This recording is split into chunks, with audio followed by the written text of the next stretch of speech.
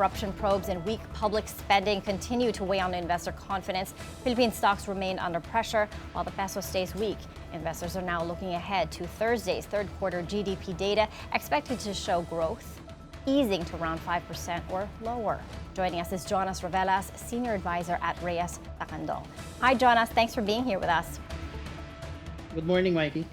Jonas, I want to jump off an article on Bloomberg. Unfortunately, we're being called the world's worst performing stock market. Over the past decade, we've lost 20%. In contrast, a gauge of Asia-Pacific stocks is up 72%. Specifically, Indonesia's Jakarta Composite higher by 82%. What does this tell you about where we stand now? Oh, well, basically, we're heavily battered. So I guess from what we're seeing right now in the stock market, there's bargain hunting. But basically, we're really having a series of unfortunate events. So these are basically one, driven by tariff uncertainty at the start of the year, followed by spending slowdown due to inflation. Then you have this issue of the corruption scandal.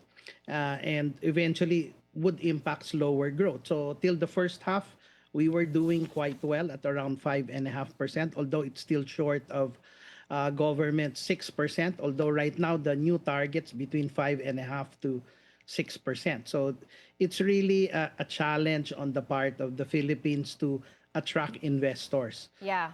That title, World's Worst Performing Stock Market, down over 20% over the last decade. How insignificant have we become to foreign investors, Jonas? Well, basically, let's put it this way. We're not as insignificant. It's just that people are just shying away from the Philippines. Philippine fundamentals are strong enough. It's just that when you talk about corruption and, all of these videos that we see about the infrastructure that are substandard, it's very difficult to attract investors to come to the country. So it's this corruption issue that's clouding investors at the moment. Yeah, talking about yesterday's performance, we slid to the 5,700 level. Year to date, we're down 11%. When corruption, cuts in government spending, and weak growth are all over the headlines, is this exactly the kind of market reaction that you'd expect, what we saw yesterday? Definitely. This is actually what uncertainty is all about. And markets hate uncertainty. How much of the sell-off we saw yesterday was about loss in trust in the government? And how much of that was because investors are bracing for a weaker economy ahead? Well, basically, I think what we saw yesterday was more of, again, a reaction to the possible impact of the corruption scandal. So people were probably expecting GDP numbers to still stay above 5%. Given that, initially, my point of view, I was looking at initially 5.7, mainly because there could be tailwinds from the second quarter election spending. So, given that there's an improvement in inflation and, consumer would most likely spend. But eventually, with this corruption, most likely we'll see the third quarter GDP growth at best maybe 5.2 to 5.3%. Yeah, okay, that's lower than the government's target of about 5.5%. Jonas, as confidence slides and growth slows, do you think that Malacanang has a handle on this situation? Well, I think they're trying to find or try to grip the issue, but again, they need to be able to create concrete steps to start getting the trust back. As I said, the road to redemption out of 5, we've only seen roughly 2, the SALN and the live streaming of the ICI investigations. So the other thing that we really need to see is that, somebody has to go to jail. Yeah, you've said it before, big fish need to go to jail. This kind of visible accountability, do you think this is what would satisfy the market? I think definitely it will, because this will already give a concrete proof that there is a a proof of concept of how we want to address these corruption issues, whether it could be the Pharmaly, it could be the DPWH issued, DOH, and others.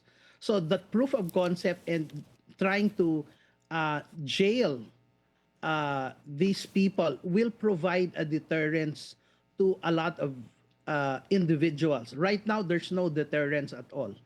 Yeah, that's just part of the mix we need to really jumpstart this economy.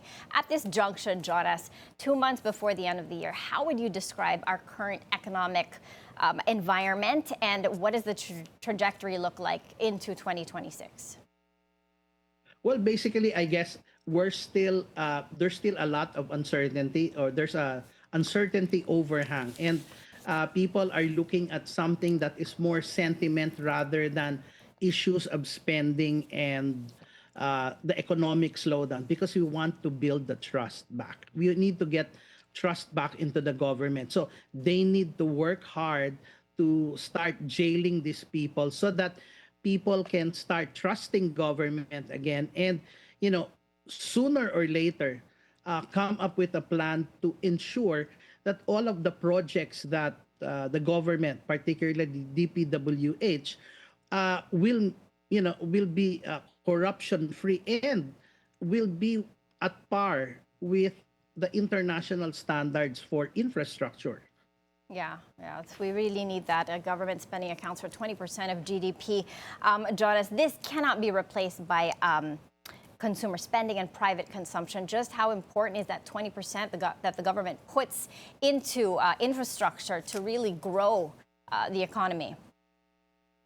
Well, basically, this is where we eventually see that, when we started this infrastructure story, we meant to envision that this would translate to agriculture, better tourism, and manufacturing, which never happened. And we need to be able to ensure that if we want our economy to grow, we need to come up with this infrastructure. Now, we need to add the word climate resilient, because given the calamities that we went through, we need to have infrastructure that will withstand this type of calamities. No?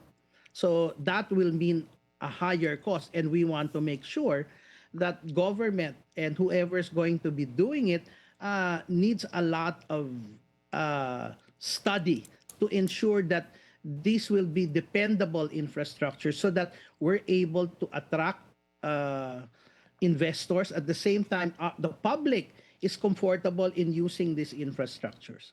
Yeah, okay, Jonas, that's all the time we have for now. Thank you so much for being here with us. That was Jonas Ravelas, Senior Advisor at Reyes Tacandong.